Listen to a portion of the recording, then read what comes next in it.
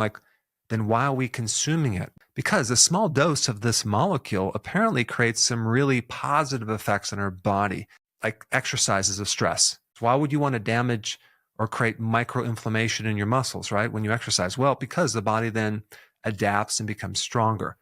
Probably the same thing's happening with ashwagandha. It creates a little bit of stress. It causes our body to adapt and become stronger, thus the term adaptogen.